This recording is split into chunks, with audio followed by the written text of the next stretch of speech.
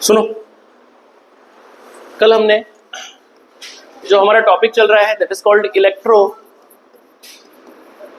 Magnetic induction. इस electromagnetic induction की अगर मैं बात करूं तो हमने इसे शॉर्ट में जैसे हम EMI बोल रहे हैं, इसके अंदर अभी तक हमने जो समझा कि जो EMF प्रोड्यूस होता है वो चेंजिंग मैग्नेटिक फ्लक्स के कारण होता है, यानी कि minus of d phi by dt। और जब मैंने इस चीज को समझा तो मैंने ये भी एक्सप्लेन किया कि जो फाई है उसका फॉर्मूला है NBA cos थीटा। n तो क्या है, नंबर ऑफ टर्न्स, तो उसको तो भूल जाओ। नंबर ऑफ टर्न्स तो पता होगा क्वेश्चन के अंदर कि 1 है, 2 है, 10 है, 50 है, 500 है, सब दिया होगा। तो कुल मिलाकर जो फाई है डिपेंड करता है किसके ऊपर, BA cos थीटा, इन पे डिपेंड करता है। यानी कि इसके फैक्टर कितने, 3। और इस चैप्टर को मैंने 3 पार्ट्स में बांटा है। पहला कि अगर मैं B को चेंज करूं तो क्या होगा, बाकी दो को कांस्टेंट रखते हुए। फिर मैं एरिया को चेंज करूं तो क्या होगा, एंड लास्ट में मैं जाऊंगा किसमें, ओरिएंटेशन पे। ये मेरा थर्ड पार्ट है, मेरे को फिलहाल उस पर नहीं जाना। ये मैं सिखा चुका था कल, इसके ऊपर मैंने एक काम किया था जिसे मैंने नाम दिया था किसका, मोशनल EMF का। किसका, motional EMF। Motional EMF, motion के कारण EMF होता है तो क्या होगा। तो जब मैंने कल मोशनल EMF पढ़ाना स्टार्ट किया तो उसके अंदर मैंने पहला टॉपिक कराया a rod of length L moving with velocity v in a uniform magnetic field B। सो कल हमने मेहनत करके एक फॉर्मूला ड्राइव किया, EMF शुड बी माइनस का BLV। अगर B मैग्नेटिक फील्ड में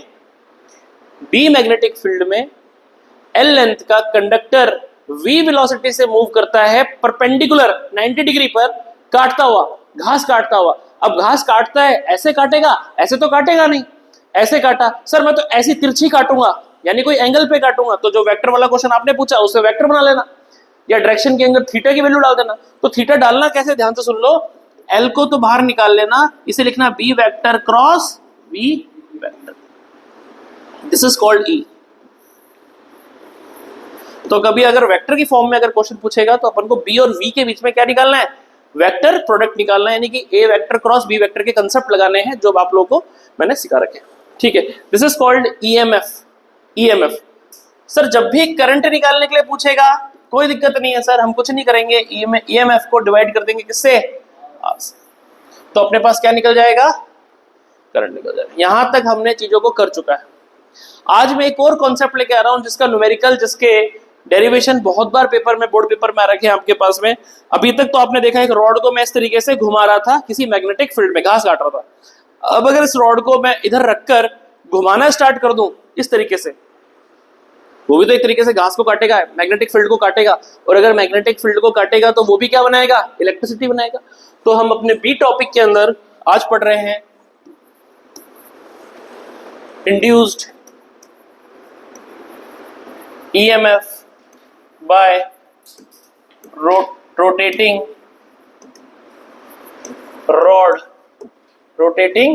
rod। एक रोटेटिंग रॉड, अगर एक रॉड रोटेट कर जाए तो कैसे काम करेगी, लाइक इस तरीके से आपके पास में क्या है, मैग्नेटिक फील्ड।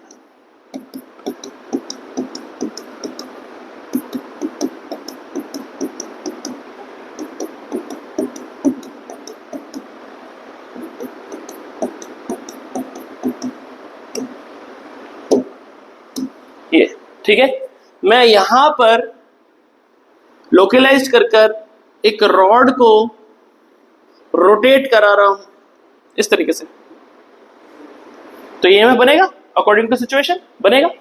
ठीक है, रोटेट कर रहा है कितनी स्पीड से मुझे नहीं पता, मैं इसको बोल देता हूं ओमेगा। ओमेगा स्पीड से क्या कर रहा है, रोटेट कर रहा है। तो इसको मैं लैंग्वेज में लिख देता हूं, consider a rod of length L rotating with angular velocity omega in a uniform magnetic field B के अंदर वो क्या कर रही है, रोटेट कर रही है। क्लियर है बात, कोई दिक्कत नहीं है, ठीक है सर। मैंने क्या किया, इसको निकालने के लिए एक छोटी सी मैंने क्या की, कंसीडर किया, मैंने यहां पर क्या किया, कंसीडर कर रहा हूं एक छोटा सा टुकड़ा dl लेंथ का, ठीक है।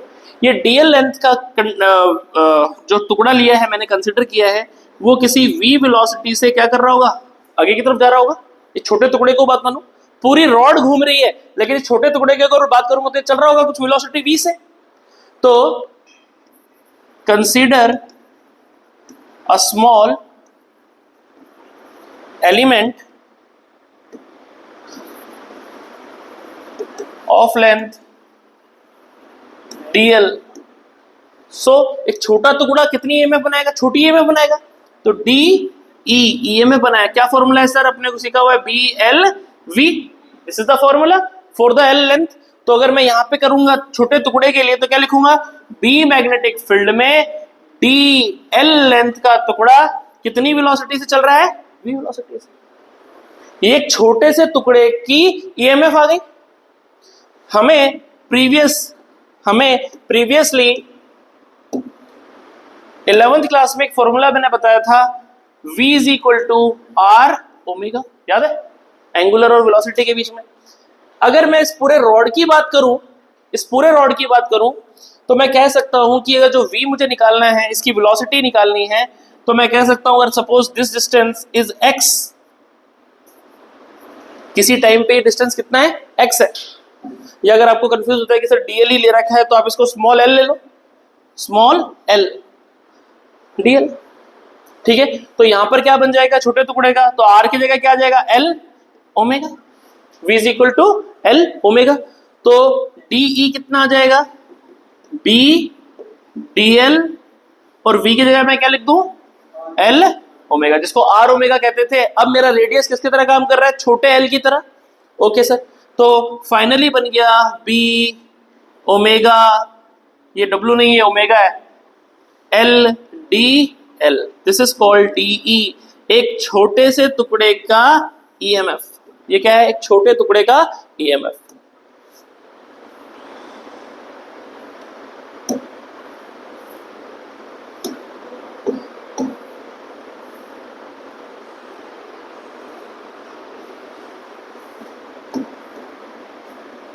ये क्या है, एक छोटे टुकड़े का ईएमएफ कितना आ गया, D is equal to B omega L DL।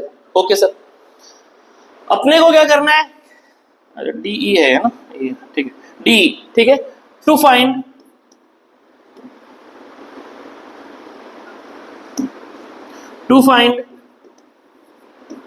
Total EMF we integrate D को क्या कर दिया, इंटीग्रेट कर दिया।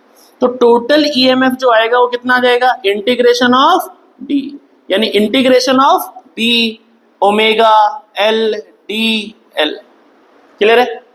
यहां एल की वैल्यू कितनी है, 1, पक्का सर। ये एल है, एल छोटे से छोटा क्या हो सकता है, 0, बड़े से बड़ा क्या हो सकता है, कैपिटल एल के बराबर, टोटल लेंथ के बराबर। तो जब मैं इसको इंटीग्रेट करूंगा तो कहां से कहां तक करूंगा, 0 से लेकर एल तक। सर बी कांस्टेंट बाहर निकाल दो, ओमेगा एंगुलर वेलोसिटी कांस्टेंट बाहर निकाल दो, इंटीग्रेशन में कौन फंस गया, एल डी एल।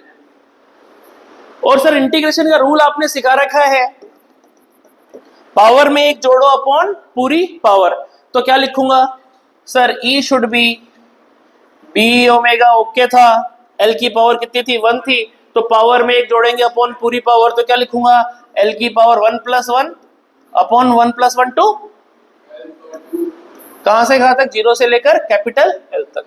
तो बन गया B omega L square by 2, 0 से लेकर एल तक। Upper limit minus lower limit करूं तो बी ओमेगा एल का square by 2 minus of 0, EMF का फॉर्मूला निकल कर आ गया B omega L square by 2। तो जहां एक सिंगल रॉड एल लेंथ की जब सीधी चलती थी तो कितना ईएमएफ निकालती थी? B L V. वहीं अगर एक रॉड घूमेगी तो कितना निकालेगी? बी ओमेगा एल का स्क्वायर बाय 2। ठीक है, लाइक अगर कोई क्वेश्चन आ रहा है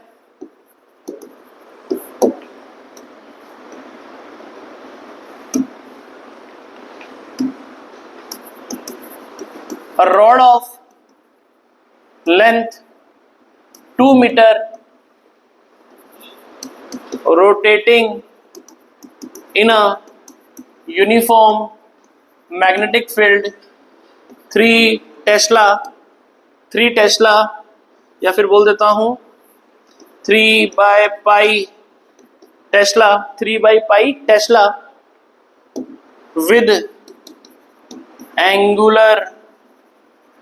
angular velocity 2 pi radian per second. Find the induced EMF and induced current if resistance of rod is 2 ohm. ठीक है, तो किस तरीके से सॉल्यूशन परफॉर्म करेंगे अपन लोग? तो क्या बोला है सर, एक रॉड है जिसकी लंबाई कितनी है? 2 मीटर की, रोटेट कर रही है in a uniform magnetic field 3/पाई टेस्ला। अरे सर ये 3/पाई क्या होता है? कुछ ही नंबर है यार, 3 नंबर, पाई 3.14 नंबर, कोई नंबर होगा, टेस्ला इसकी यूनिट है। विच एंगुलर वेलोसिटी, कितनी वेलोसिटी से? 2 पाई से वो क्या कर रही है? रोटेट कर रही है, 2 पाई रेडियन पर second. Find the induced EMF, EMF निकालो और करंट बताओ। तो सर सॉल्यूशन के अकॉर्डिंग अभी जो आपने फॉर्मूला बताया इंड्यूस्ड ईएमएफ का, वो क्या होता है? बी एल स्क्वायर, या बोल सकता हूं B omega L square by 2। ठीक है, तो सर क्या हो जाएगा induced EMF? B, what about B? B कितना है? 3/पाई। What about omega? लेंथ कितनी है? 2 का स्क्वायर एंड डिवाइडेड बाय 2। कितना बन गया? पाई से पाई गया, 3, 2 से 2 गया, 3 4 जा 12 वोल्ट। यानी कि ये वाली रॉड कितना बना देगी? 12 वोल्ट बना देगी। सो इंड्यूस्ड ईएमएफ कितना हो जाएगा? इंड्यूस्ड करंट कितना हो जाएगा सर? E by R। तो what about E? 12 and what about R? R is 2। तो 6 एम्पियर करंट इसके अंदर फ्लो करेगा, 6 एम्पियर करंट इसमें फ्लो करेगा। ठीक है, नीट और जेई में कैसे क्वेश्चन हो रहा रखे हैं, देखो ध्यान से। Sir let this is magnetic field,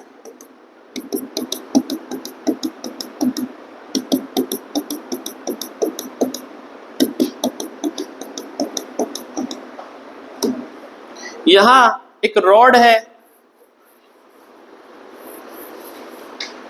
2 ओम की रॉड, लेंथ कितनी है उसकी? 2 मीटर लेंथ है, 2 ओम उसका रेजिस्टेंस है। ठीक है, कनेक्ट है कुछ इस तरीके के डायग्राम से।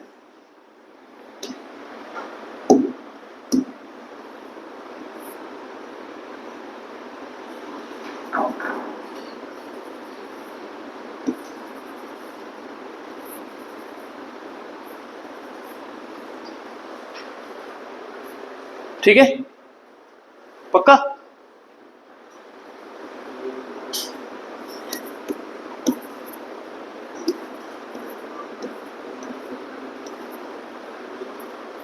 क्लियर? क्वेश्चन आ रहा है, find the net current flowing through circuit. Circuit में टोटल करंट कितना फ्लो करेगा? अब यही लेके घूम रहा था तू, है ना? देख के डर लग रहा था क्या है क्वेश्चन, देखो ये सिंपल सा क्वेश्चन आ गया। तो सर डरना नहीं है। अगर ये पूरा सर्किट अगर मैं बोल रहा हूं, मान लेते हैं 4 मीटर पर सेकंड से क्या कर रहा है, मूव कर रहा है, और जो ये मैग्नेटिक फील्ड है ये 0.2 टेस्ला है, तो सर मुझे कोई फर्क ही नहीं पड़ रहा। सर इस क्वेश्चन में सेल ही नहीं है। अरे सेल का काम आप कौन कर रहा है? ये रॉड कर रही है। अब जब ये रॉड चलेगी तो यहां क्या बनेगा? ईएमएफ किस डायरेक्शन में बनेगा? Sir right hand rule. ये क्या बताता है? मैग्नेटिक फील्ड की डायरेक्शन। ये बताता है मोशन ऑफ द कंडक्टर। ये बताता है डायरेक्शन ऑफ इलेक्ट्रिक करंट। यानी करंट कहां चलेगा? इधर। ठीक है, अब करंट यहां चलेगा, जब करंट यहां चलेगा तो कितना चलेगा? तो आपने बोला सर ईएमएफ जो प्रोड्यूस होगा वो होगा बी एल वी। बी है 0.2, एल आपने दिया हुआ है 2, एंड वेलोसिटी बन गई 4। मिल गया सर अपने को 4 4 16 16 1.6 वोल्ट। सॉरी कितना आ जाएगा? 1.6 वोल्ट। ठीक है सर, इसका रेजिस्टेंस कितना है खुद का? 2 ओम। तो करंट कितना चलने वाला है? 1.6 डिवाइडेड बाय 2 बन गया 0.8 एम्पियर। सर 0.8 एम्पियर जब यहां आएगा, आपने सिखाया था कि यहां आते ही बैलेंस व्हीटस्टोन ब्रिज है, तो बैलेंस है तो सर इसका तो कोई लेना देना नहीं है, बीच वाला तो गया। 2 और 2 4, 2 और 2 4, 2 और 2 4, 2 और 2 4, क्लियर। 4 और 4 का पैरेलल 2। तो इस पूरे सर्किट का रेजिस्टेंस कितना? 2। इस रॉड का कितना? 2। तो टोटल करंट, जो टोटल करंट चलेगा वो total voltage upon total resistance.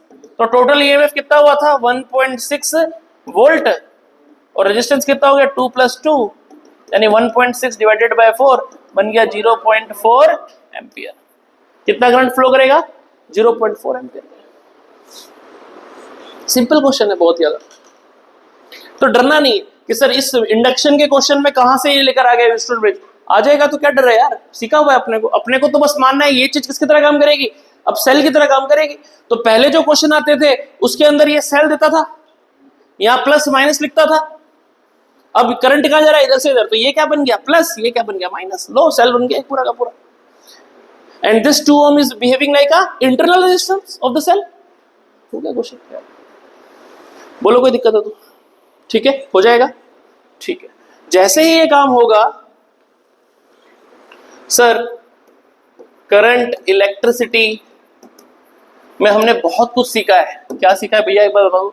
Sir current I है, वोल्टेज V है, अगर किसी वायर में से करंट निकलता है I, ठीक है, तो वहां जो वर्क होता है उसका फॉर्मूला हमने सीखा था VIT, याद आ रहा है? एक फॉर्मूला सीखा था I²RT, एक सीखा था क्या V²/RT, याद है? और यही वर्क बराबर हो जाएगा किसके? हीटिंग इफेक्ट के।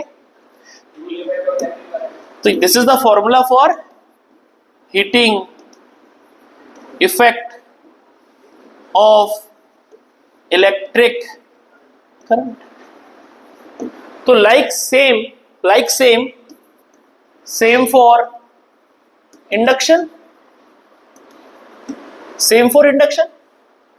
कल को तुम मुझसे पूछोगे बताओ सर हीट का क्या फॉर्मूला है, क्योंकि रॉड में से करंट चल रहा है इंड्यूस, तो उसमें भी हीट होगी, रॉड हीट हो जाएगी। तो रॉड हीट हो जाएगी, कितनी हो जाएगी? तो sir I²RT। What about R? ये किसके, I किसके बराबर है? या दूसरा फॉर्मूला सर VIT। तो I कौन सा? छोटे वाला। V कौन सा वाला? छोटा E वाला। तो छोटा E का फॉर्मूला क्या सिखाया मैंने आपको? -dφ/dt। ठीक है, I की वैल्यू हो जाएगी इनटू T। इस तरीके से आप क्वेश्चन में निकाल सकते हैं चीजें जो करनी। दूसरी चीज, फॉर पावर जनरेशन, पावर कितनी होगी, तो पावर के फॉर्मूले क्या सिखाए हैं sir, power is equal to W by T, W यानी कि हीटिंग इफेक्ट के जो भी फॉर्मूले थे उसमें से टी गायब कर दो, क्या क्या फॉर्मूले बनेंगे, आई स्क्वायर आर, दूसरा वी स्क्वायर बाई आर, तीसरा वी इंटू आई। ये सारे क्वेश्चंस भी आप परफॉर्म कर सकते हो पेपर में। क्वेश्चन अगर पावर का आ जाए, हीट का आ जाए तो डरना नहीं है। मैंने कुल मिलाकर सिर्फ आपको क्या सिखाया, करंट कैसे बनता है, कौन सा करंट, इंड्यूस्ड ईएमएफ। जैसे ही इंड्यूस्ड ईएमएफ बनाना आ गया उसके बाद तो जो पूछ रहा है बताओ, जो करंट इलेक्ट्रिसिटी में पढ़ा था कि करंट कैसे चलता है, कैसे बल्ब जलते हैं, कैसे कैपेसिटर में जाता है, सारी नॉलेज तो तुम्हारे पास खुद के पास है, प्रीवियस नॉलेज। मैंने तुम्हें करंट बनाना सिखा दिया, क्लियर है क्या, पक्का। इस तरीके के क्वेश्चन कॉन्सेप्ट आएंगे, पक्की बात है। तो टॉपिक कंप्लीट है यहाँ तक का। अब एक लास्ट टॉपिक बचा है जनरेटर, जिसको अपन कहते हैं ओरिएंटेशन का गेम पूरा का पूरा। वो कल पे छोड़ देते हैं ताकि इसके न्यूमेरिकल कर लो, इसके ताकि न्यूमेरिकल करके कल और पूछ लेना। अब मेरा जनरेटर टॉपिक लास्ट बचा हुआ है, वो अपन कल कर लेंगे, ठीक है।